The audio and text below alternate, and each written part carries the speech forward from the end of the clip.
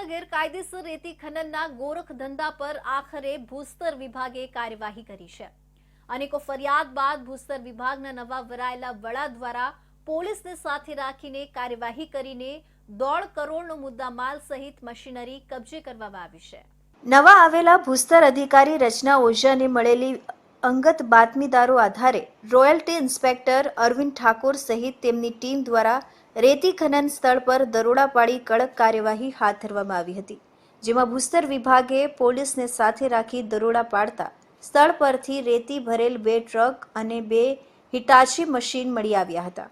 ભરૂચ સરદાર bridge નીચે નદીના પટમાં કેટલાક સમયથી દિવસ તેમજ રાત્રે ચાલી રહ્યું હતું રેતી ખનન, જેને લઈને સરકારને કરોડોનું નુકસાન થવા પામ્યું છે। ભરૂચ ભૂસ્તર વિભાગ દ્વારા કાર્યવાહી કરતા રેતી ખનન કરી રહેલા માફિયાઓમાં હવે ફફડાટ ફેલાઈ જવા પામ્યો છે।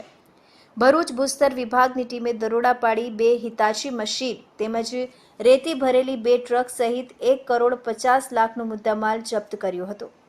રેતી અને માટી ખનન કરતા લોકો સામે ભરૂચ ભૂસ્તર વિભાગના અધિકારી દ્વારા લાલ આંખ કરવામાં આવી છે। ભરૂચ જિલ્લામાં નર્મદા નદીના કાંઠેના મોટા ભાગનામાંથી રાત્રિના સમયે મોટી માત્રામાં ગેરકાયદેસર રેતી ખનનનું કૌભાંડ ચાલી રહ્યું છે। ભરૂચ ભૂસ્તર વિભાગની ટીમે દરોડા પાડતા વાહન ચાલકો 2 ટ્રક સહિત એક મશીન બિનવારસી મૂકીને ભાગી છૂટ્યા હતા, જ્યારે બીજી બાજુ એક હિતાચી મશીન રંગે હાથ ઝડપાઈ જવા પામ્યું હતું। થોડા સમય પહેલા પણ આ જ સ્થળેથી મામલતદારે એક હિતાચી મશીન જપ્ત કર્યું હતું। તેમ છતાં પણ રેતી ખનન માફિયાઓ દ્વારા ગેરકાયદેસર રેતી વહન કરવામાં આવી રહ્યું હતું, જેમાં રાજકીય માથાઓ સામેલ હોવાને કારણે આવા રેતી ખનનની ગેરકાયદેસર પ્રવૃત્તિઓ ચાલતી રહે છે। આવનારા સમયમાં કોઈ મોટા રાજકીય માથા બહાર આવે તો નવાઈ નહીં।